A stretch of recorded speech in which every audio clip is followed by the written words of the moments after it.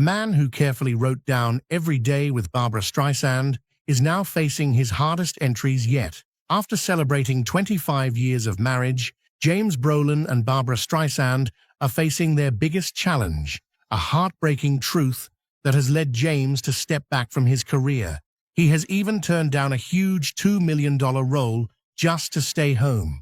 For many years, Barbra Streisand has fought a hidden battle, one that affects millions of women around the world. It is the shocking truth that heart disease is the #1 killer of women, taking more lives than all cancers put together. Imagine this: 1 in 3 women will die from heart disease and stroke. That means almost every 80 seconds, a woman's life is lost. This silent killer often goes unnoticed or is misunderstood, leading to tragic outcomes for countless families. The problem is even bigger because women often get worse care than men when it comes to heart health. Doctors sometimes miss their heart attack signs, or they do not get the right tests and treatments. This unfair treatment has a name: the Yentl syndrome. This term was named after Barbra's own movie, Yentl, which was about a woman who had to pretend to be a man just to get an education. Barbra was astonished and upset when she learned about these huge differences in care. She realized that heart disease was not just an old man's disease, as many believed. Instead, it was a widespread crisis affecting women of all ages, including younger women and especially African American women.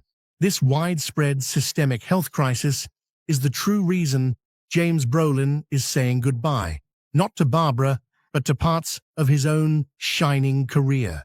Hollywood insiders have said that James recently turned down a huge $2 million acting role. He did this just to stay home, to be there for Barbra as she faces this big challenge of advocating for women's heart health. His decision shows how deeply he supports her and her vital mission. His choice is a clear sign that their separate bank accounts, which they have always kept, are now merging in a way that goes beyond money. As Barbra champions this cause, the need for funding for research, awareness, and treatment centers is immense, and James stands with her, ready to contribute to the medical bills of this global fight. This is the biggest test for them after 25 years of marriage. James's next chapter might be his most heartbreaking, as he puts his wife's mission, a mission to save women's lives, above his own personal ambitions and career. It is a powerful act of love and shared purpose. To truly understand the strength and fight Barbra brings to this vital cause, we must look back at her own journey, a life filled with challenges she turned into triumphs. Barbra Streisand was born in Brooklyn, New York, on April 24, 1942.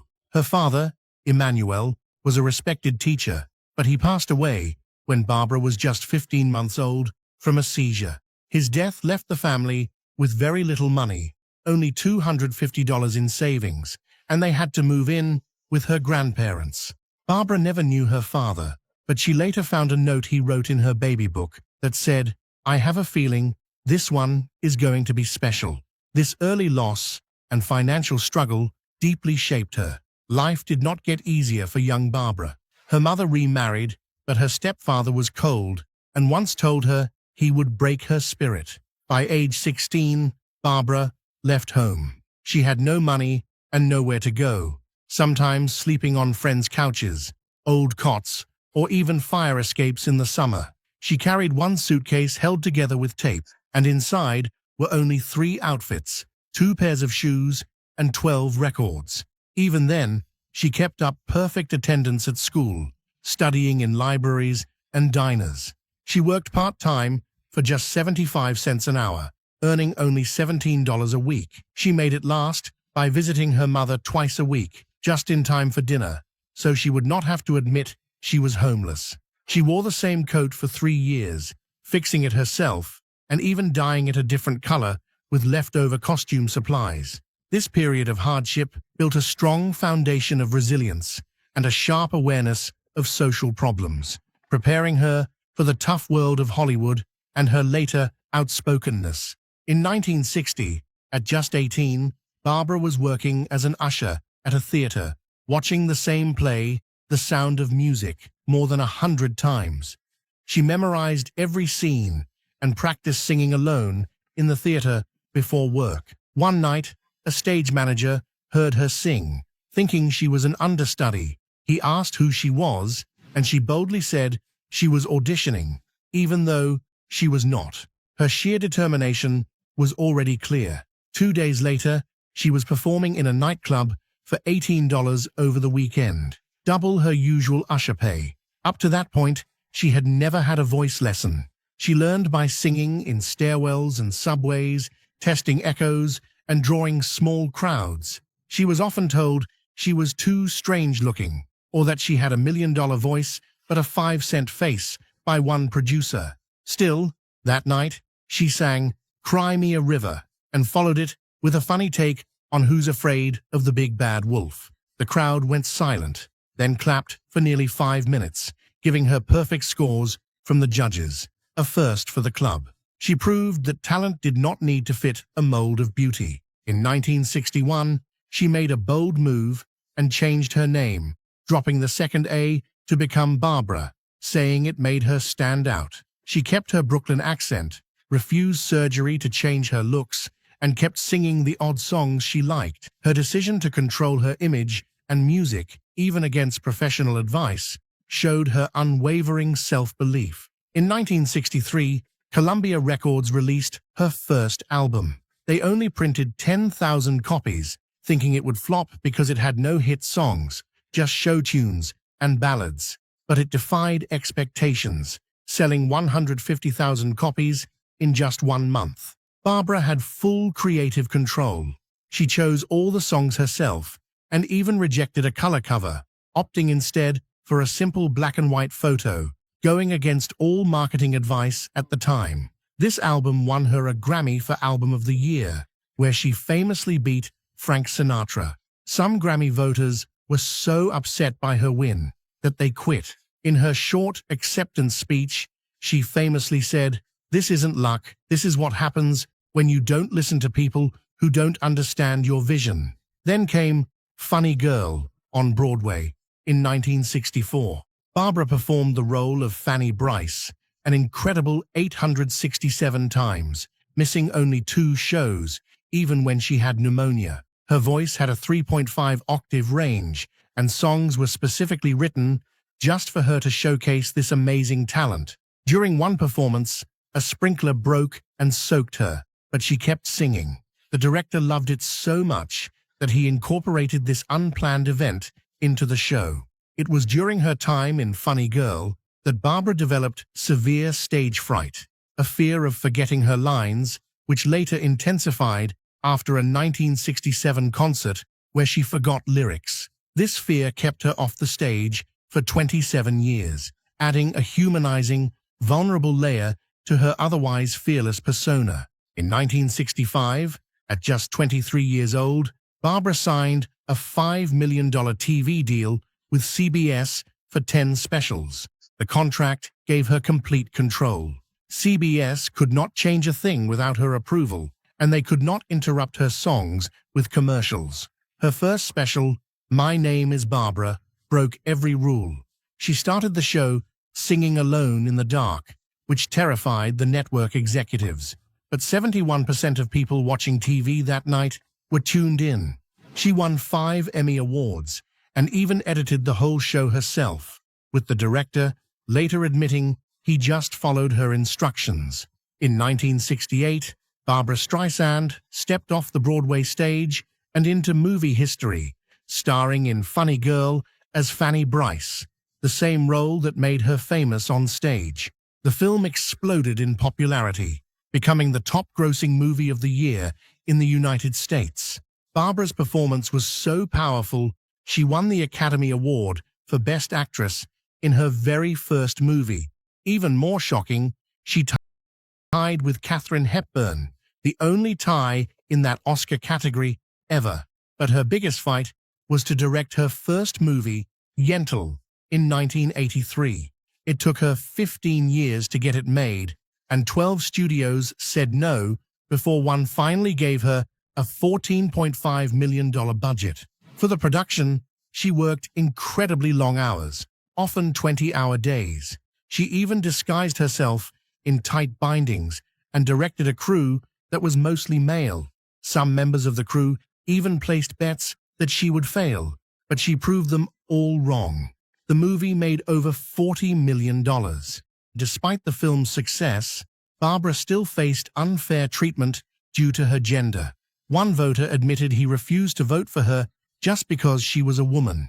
At that time, only 0.5% of big studio movies were directed by women.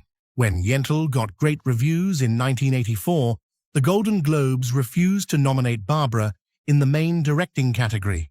Instead, they made up a one-time award just for her, Best Director in a Musical or Comedy, a category that disappeared the next year. Barbra politely questioned this decision at the ceremony, asking why she was not included with the rest. Her case became so well known that Congress later used it as proof of gender bias in Hollywood. Her consistent battle against gender bias throughout her career established her as a pioneer. In 1995, Barbra made more history. She directed her concert special for HBO and won the Directors Guild Award for television directing, making her the first woman to ever win in that category. The show had 11 cameras, 125 crew members, and 223 camera setups. She did all this while battling crippling stage fright, a fear that stemmed from a 1967 concert where she forgot lyrics. This fear had kept her off the stage for 27 years. Despite her personal challenges, the special was a massive success, bringing in 26 million viewers and making $93 million. At the ceremony, Barbra pointed out that only 3.7% of TV directing jobs had gone to women. Her win came 25 years after she first fought the DGA on that exact issue. James Brolin and Barbra Streisand met on a blind date on July 1, 1996. Both were in their mid-50s and had been through tough, failed relationships. Barbra had been divorced since 1971, and James had just ended his second marriage and was $1.4 million in debt. Their friend Linda Bruckheimer set them up after they had cancelled twice. James even took a Valium because he was so nervous. Barbra expected a rugged guy with a beard, like a mountain man, but James was clean-shaven for a different role. Her very first words to him were, "Who messed up your hair?" That comment hit James hard. His ex-wife had never commented on his looks in 11 years. He almost walked out, but something in Barbra's eyes made him stay. They ended up talking for 6 hours, until 3:27 a.m. They later realized they were born just 3.4 miles apart, in Los Angeles. That night, Barbra asked for a lock of his hair, which she still keeps framed in their home, along with a handwritten note. She admitted that just 17 minutes after meeting him, she felt he was different from the 28 blind dates she had been on over the past 3 years. What James did not know then, and what Barbra only revealed in her memoir years later, was that she had been secretly engaged to another man when they first met. She broke it off after their 5th date. James tried to propose 3 times. The first was just 87 days after they met, in a hot air balloon over Napa Valley. He gave her a 3.9-carat diamond worth $250,000. But Barbra said no. She had a 2-year rule after a bad experience with a past fiancé.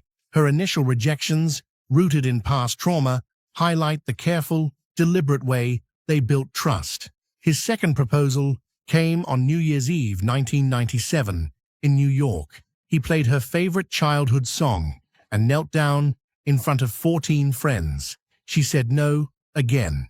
James's persistent proposals, culminating in a deeply personal letter, demonstrate his unwavering commitment and understanding of Barbra's need for profound connection. The third time finally worked. It was March 15, 1998, during a picnic at her Malibu home. This time, he gave her a 24-page letter with 98 reasons they belonged together. They married exactly 2 years after their first date, on July 1, 1998. The wedding cost $1.4 million and was held at Barbra's Malibu home. Security was exceptionally tight. There were 37 guards, a no-fly zone, and guests and staff had to sign non-disclosure agreements with $250,000 penalties for any breaches. The ceremony began at 8:47 p.m., the exact time they first met.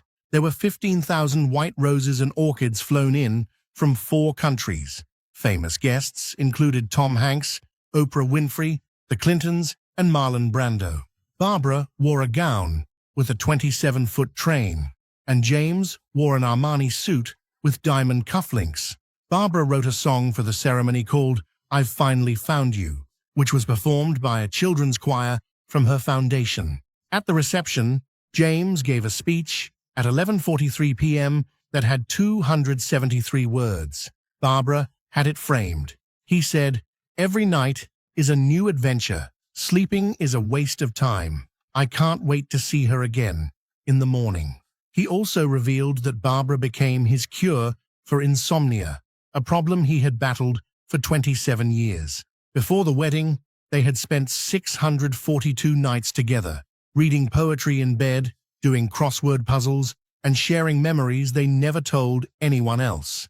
James even secretly learned a piano piece he called Barbra's Lullaby, misspelling her name as an inside joke. John Travolta later said James had kept a journal of every day they spent together, which he planned to give her on their 25th anniversary. They reached that milestone in 2023. From the very start of their marriage, James and Barbra kept their money in separate bank accounts, a practice they called bifurcation. This was James's idea after he lost $3 million in his second divorce. He said they even split dinner bills every Tuesday. Barbra was worth $400 million and James $60 million, so this helped keep things equal. They shared just one account with $800,000 for the house. In a 2023 interview, James said, "This setup saved them from money fights that ruined other Hollywood marriages." During the COVID-19 lockdown, their bond grew even stronger. While many couples struggled, they fell in love all over again, spending 425 nights in a row together. Their daily routine included waking up at 6:45 a.m., meditating, and making breakfast. They did 37 puzzles, one for each possible year of marriage. They watched The Crown and Bridgerton twice, even acting out scenes in costume. They also wrote a 278-page journal during lockdown, which James hinted could become a memoir. Their $35,000 Swedish mattress became their headquarters, which they called the boardroom. It had special support settings for both of them, spots for documents, and pillows that turned into laptop stands. They made big career decisions from that bed. Barbra even wrote songs for her 2018 album while lying there. Their bedroom was soundproofed for $175,000, and James said most of their best ideas came from that quiet space. When James and Barbra fought, they had a special way to solve things.